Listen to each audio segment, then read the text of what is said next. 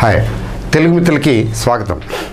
ఈరోజు వీడియోలో ఒకటి మార్కెట్ గురించి మాట్లాడతాను, రెండు సెక్టర్స్ గురించి కొంచెం మాట్లాడతాను. అంటే మార్కెట్ ట్రెండ్ సెక్టర్స్ గురించి.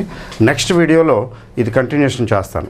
సెక్టర్ వైజు ఏంటి బయింగ్ ఆపర్చునిటీస్ లేదా ఇన్వెస్ట్మెంట్ ఆపర్చునిటీస్ ఉన్నాయా, లేదా ప్రాఫిట్ బుకింగు చేసే పరిస్థితి, ఏ సెక్టర్లో ఉంటే సేఫ్గా ఉంటాము, వాటి గురించి కొంచెం దీనికి ఎక్స్టెన్షన్ వెళ్తాను. ప్రస్తుతం ఇప్పుడు ఏంటంటే మార్కెట్, ఈరోజు మార్కెట్ తీసుకున్నట్లయితే చాలా బాగా, అంటే మార్కెట్లో స్ట్రెంగ్త్ ఉన్నది అన్నది ఈరోజు ట్రేడింగ్ సూచిస్తున్నది. మార్కెట్లో స్ట్రెంగ్త్ ఉంది. ముఖ్యంగా ఏంటంటే మీకు 1.2% ఎంతో నిఫ్టీ పెరిగినట్టుంది కదా. అయితే ఆల్మోస్ట్ 2% నెక్స్ట్ 50 పెరిగింది. ఇంకా ఏం కావాలి? తర్వాత మిడ్ క్యాప్ స్మాల్ క్యాప్ కూడా 2% ప్లస్, మిడ్ అండ్ స్మాల్. నేను ఎప్పుడు ఇది చూస్తాను. తర్వాత ఈ అనాలిసిస్ బట్టి అర్థం చేసుకోవాల్సింది ఏంటంటే నిఫ్టీ స్టాక్స్ కంటే కూడా మిడ్ క్యాప్ స్మాల్ క్యాప్ ఎక్కువ రేట్లో పెరిగినాయి. 2.5 2.1 అట్లా పెరిగినాయి. తర్వాత ఇదొక హెల్దీ ఇండికేషను. నిఫ్టీ నెక్స్ట్ 52% పెరగటం అంటే అర్థం ఏంటంటే దీనికంటే డబుల్ ఆల్మోస్ట్. అంటే దాని అర్థం ఏంటంటే దెర్ ఈజ్ ఏ బయింగ్. ఈ బయింగ్ గురించి ఇంతకుముందు మాట్లాడాను కదా. అది నా గొప్పతనం మీ గొప్పతనం ఏం కాదు, జీవితం నేర్పిన పాఠాలు ఇవన్నీ. అంతే. మీరు కొంచెం మార్కెట్ని స్టడీ చేస్తూ ఉంటే, అబ్జర్వ్ చేస్తుంటే కొన్నాళ్ళ తర్వాత మీకు అర్థమైపోతుంది, ఓహో ఇంతేనా అని. ఓకే, కొంచెం ఈజీగా విజువలైజ్ చేయగలుగుతారు. మార్కెట్కి స్ట్రెంగ్త్ అనటానికి, బయింగ్ ఉన్నది అనటానికి ఇది నిదర్శనం అన్నమాట. But how long will it continue? Is it a rally?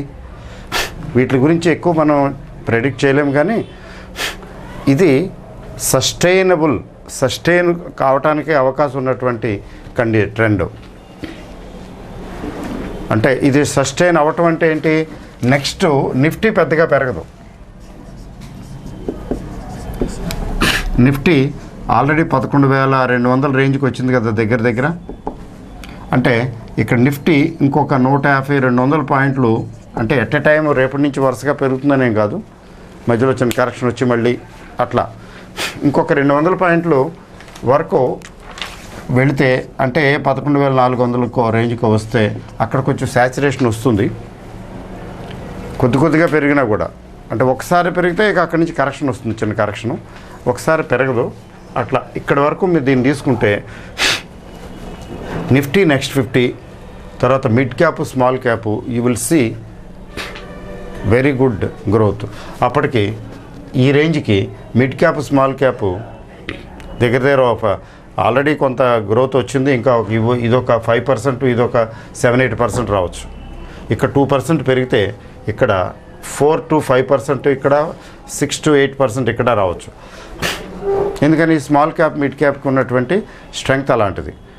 Market పరిగెట్టేటప్పుడు, buying వచ్చినప్పుడు ఇవి చక్కగా రాణిస్తాయి, పడేటప్పుడు కూడా అంత ఫాస్ట్గా పడిపోతాయి. ఇప్పటి వరకు ఈ మధ్యకాలంలో మార్కెట్ అబ్జర్వ్ చేస్తున్న వాళ్ళకి తెలుసు ఎంత వేగంగా పడటమే చూశారు ఆల్మోస్ట్ ఇప్పటి వరకు. మీరు పెరగటం చూడలేదు. అయితే పెరగటం ఇప్పుడు చూసేస్తున్నారా అంటే ఇదేం పెద్ద గ్రోత్ కాదు, ఇది పెద్ద పెరగటం కాదు, అసలు పెరగటం కాదు. యుఫోరియా అంటే మార్కెట్ ఫ్యూచర్ ఎక్స్పెక్టేషన్స్ మీద యుఫోరియాలో నడుస్తున్నది. మళ్ళీ కరెక్షన్ వస్తుంది.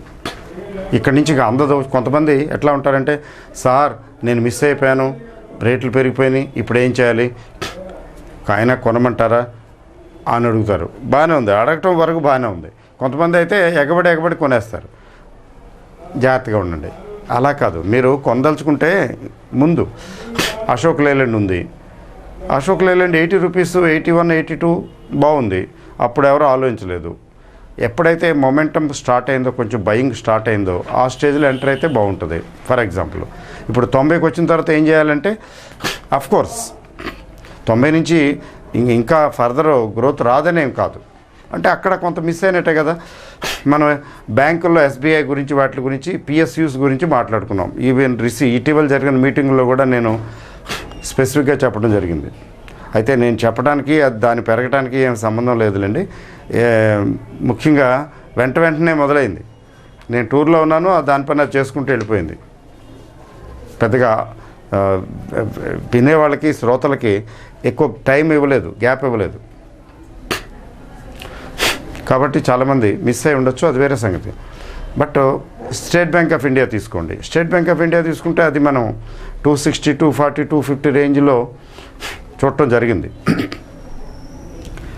మరి ఇప్పుడు కోర్స్ మీరేం చేయాలంటే, మీకు ఏదైనా పర్టికులర్ షేరు జస్ట్ స్ట్రాటజీ వినండి.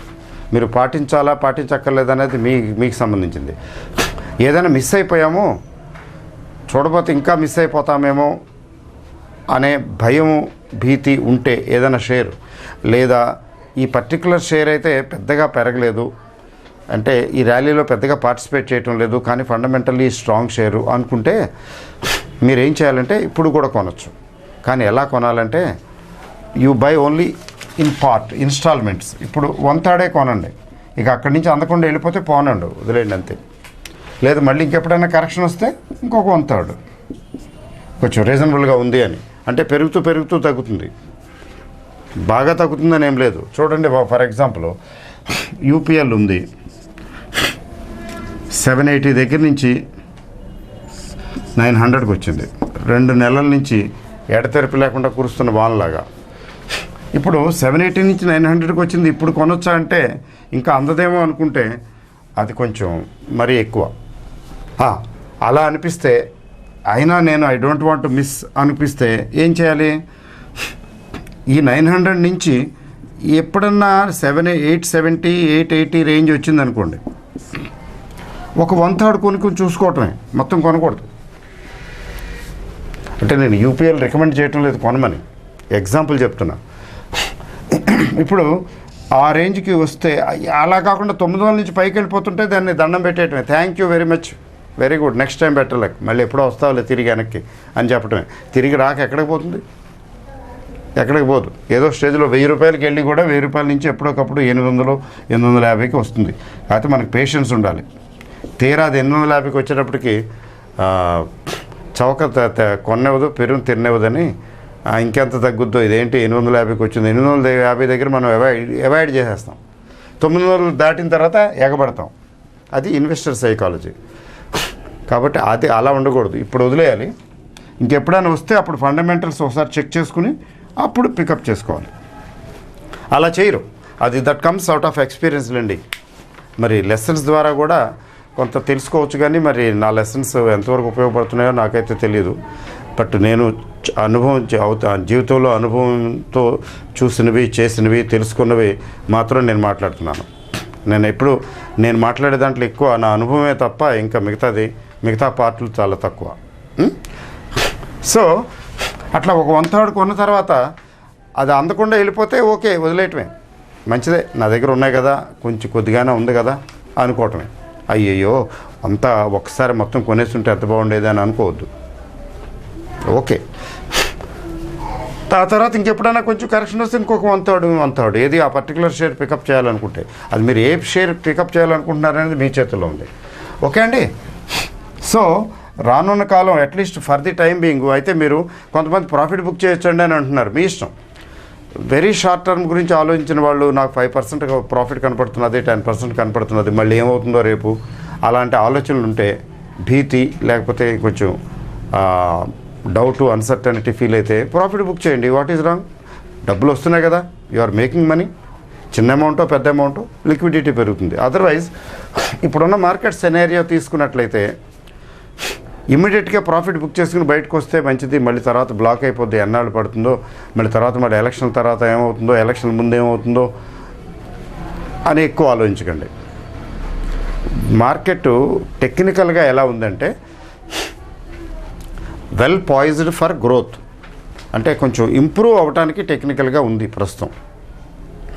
అట్లీస్ట్ ఇమీడియట్ ఫ్యూచర్ కండిషను, ఇమీడియట్గా ఇమీడియట్ షార్ట్ టర్మ్ తీసుకున్నట్లయితే ఇంకా ఓవర్ బాట్ జోన్లోకి వెళ్ళలేదు.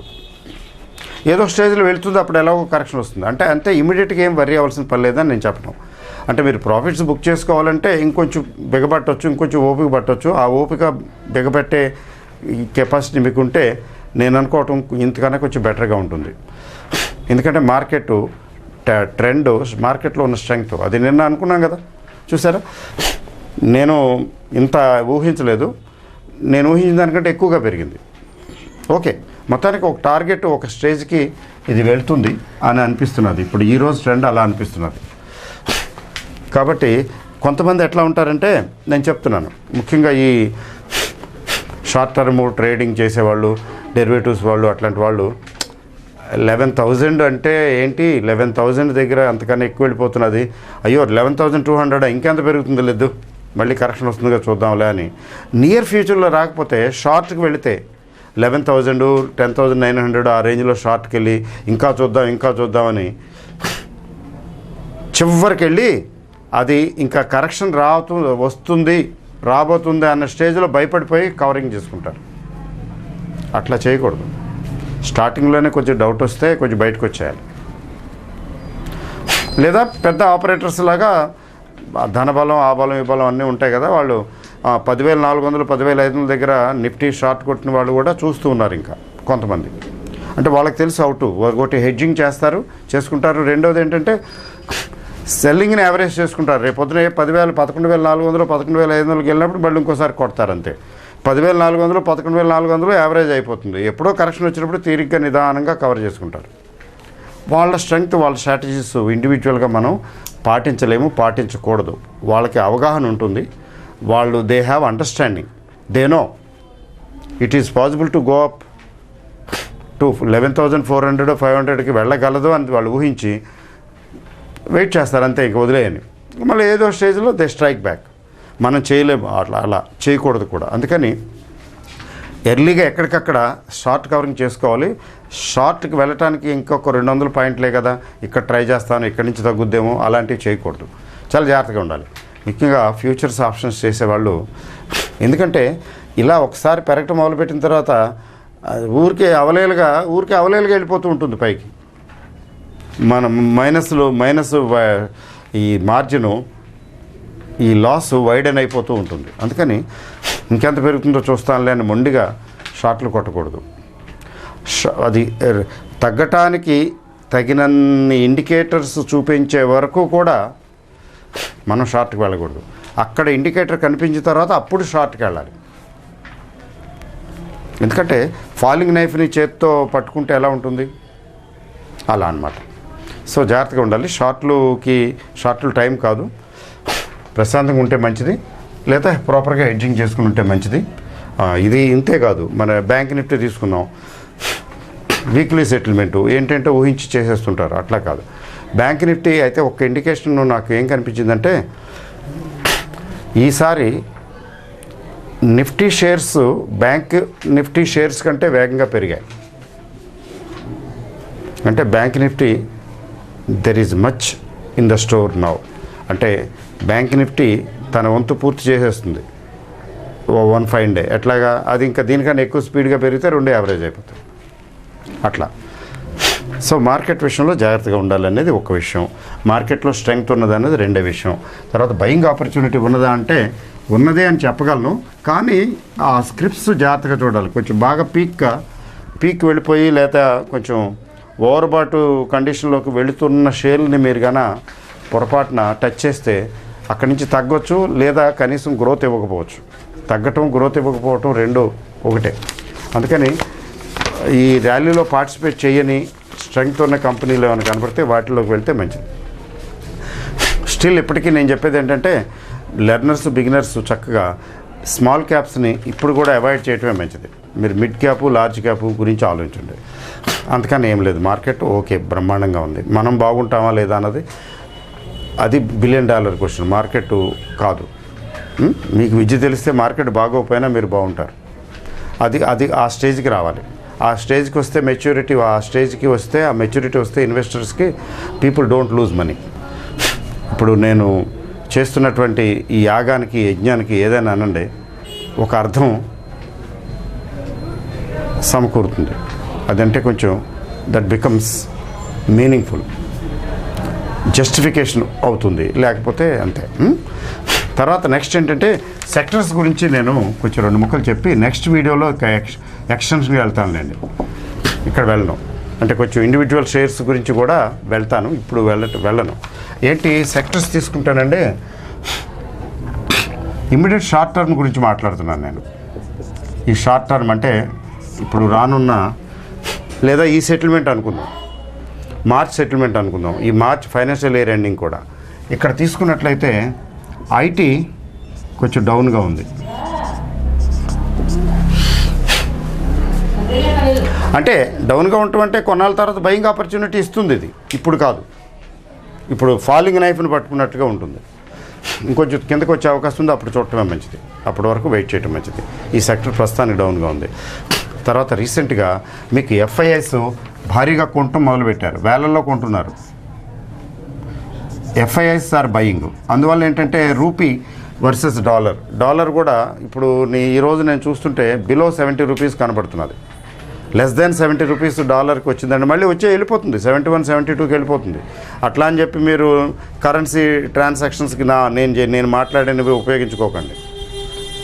కరెన్సీ ట్రాన్సాక్షన్స్ గురించి, కరెన్సీ ట్రేడింగ్ గురించి నేను చెప్పడం లేదు, సింపుల్ కామన్ సెన్స్ అప్లై చేస్తున్నాను. ప్రస్తుతం 68 to 69 రేంజ్కి డాలర్ వచ్చే అవకాశం ఉంది. 68, 69 రేంజ్కి డాలర్ అట్లయితే అది దట్స్ ఏ గుడ్ థింగ్. ఈ ఐటీలు ఇంకా డౌన్ అవుతాయి, అప్పుడు బయింగ్ ఆపర్చునిటీ వస్తుంది ఐటీలో. ప్రస్తుతం మాత్రం బయింగ్ ఆపర్చునిటీ లేదు ఇందులో. తర్వాత ఫార్మా తీసుకుంటే న్యాచురలీ న్యూట్రల్, ఎందుకంటే ఈ డాలర్ వల్ల ఎఫెక్ట్ అయ్యేవి కానీ ఇవేం పెరగలేదు కదా. They did not fair well. ఏమైనా పెరిగినాయా? పెరగలేదు. ఏం తగ్గుతాయి? పెరిగినవి తగ్గుతాయి, పెరగనివి ఏం తగ్గుతాయి? ఇంకేముంది తగ్గడానికి? అందుకని ఇది న్యూట్రల్.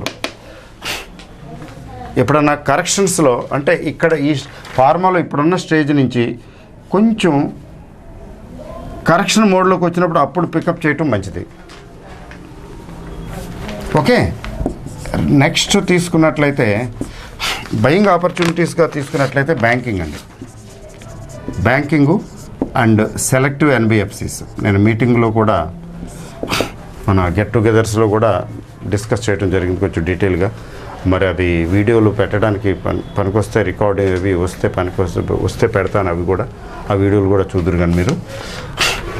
సో ఇక్కడ కొంచెం బయింగ్ ఆపర్చునిటీ ఉంది, సెలెక్టివ్గా చూసుకోవాలి. ఇండివిజువల్ షేర్స్ కంపెనీస్కి నేను వెళ్ళటం లేదు, అది వీలైతే నెక్స్ట్ వీడియోలో చూస్తాను, ఇప్పుడు కాదు. తర్వాత ఆటో, ఎస్, సిమెంట్ గురించి నేను చెప్పున్నాను ఆల్రెడీ. కొంచెం జాగ్రత్తగా సెలెక్టివ్గా వెళ్ళొచ్చు. నెక్స్ట్ ఆటోమేటిక్గా ఇవి ఉన్నాయి కాబట్టి ఆటో, సిమెంట్స్ ఉన్నట్టు మెటల్స్ కూడా కొంచెం టైం బాగానే ఉంది. ఎందుకంటే ట్రేడ్ వారు సిచ్యువేషన్ కొంచెం అండర్ కంట్రోలే, సిచ్యువేషన్ ఏం బ్యాడ్గా లేదు. చూడండి, దీనివల్ల అయితే స్మాల్ క్యాప్ వదిలేయండి మిత్రులు. మీకు తెలిసిన వాళ్ళు, విద్య తెలిసిన వాళ్ళు తప్ప స్మాల్ క్యాప్కి వెళ్ళకూడదు. Mid cap okay, mid cap, large cap try చేయండి. తర్వాత నిఫ్టీ నెక్స్ట్ 50 అసలు ఈరోజు అయితే నేను చూస్తున్నాను అనాలిసిస్లో నాకు అర్థమైంది ఏంటంటే నిఫ్టీ నెక్స్ట్ 50 2% పైగా పెరగటం ఒకటే కాదు గొప్ప. 45, 46 షేర్స్ గ్రీన్లో క్లోజ్ అయినాయి, అంటే ఆల్మోస్ట్ అన్నీ కూడా పెరిగినాయి అని అర్థం. అంటే స్ట్రాంగ్గా ఉన్నాయని అర్థం. అంటే నిఫ్టీ నెక్స్ట్ 50లో రావటం, ఈ భూమి అంటే ఇది రావటం, ఊపు రావటం చాలా ఇంపార్టెంట్, అవసరం. That is an indicator that ఓవరాల్గా మార్కెట్ బ్రెడ్త్ పాజిటివ్గా ఉంది. అది కొన్ని రోజులు కంటిన్యూ అవుతుందని ఇండికేషన్ ఇస్తున్నది. మళ్ళీ తర్వాత కొంచెం కరెక్షన్స్ ఎలా వస్తాయో చూసుకోండి. అందుకనే ఇన్స్టాల్మెంటు, ఇన్వెస్ట్మెంటు బెస్ట్ ఇన్వెస్ట్మెంట్ అని ఒకేసారి కొనకూడదు, అమ్మేటప్పుడు కూడా ఒకేసారి అమ్మకూడదు. ఓకే అండి. So this is the story. Dollar is coming down, FIIs are buying. మరి పెట్రోల్ అంటే పెద్ద ఏం లేదులేండి, స్టేబుల్గానే ఉంది ఆల్మోస్ట్. గోల్డ్ కూడా కొంచెం తగ్గుతున్నదంటే కొద్దిగా స్టెబిలిటీ, బిజినెస్లో స్టెబిలిటీ. అంటే వరల్డ్ వరల్డ్ వైడ్ కొంచెం బిజినెస్లో అంటే బిజినెస్ యాక్టివిటీలో కొంచెం స్టెబిలిటీ ఉన్నదని అర్థం. So next time let us see better luck. Next వీడియోలో నేను ఇప్పుడు సెక్టర్స్లో కొన్ని కంపెనీస్, అది రికమెండేషన్స్గా భావించకండి, కొన్ని కంపెనీలు జస్ట్ ఊరికి ఐడియా కోసం నేను చూస్తాను, డిస్కస్ చేస్తాను, but not to recommend. Okay అండి. So thank you very much. All the best. Have a good time ahead. Bye.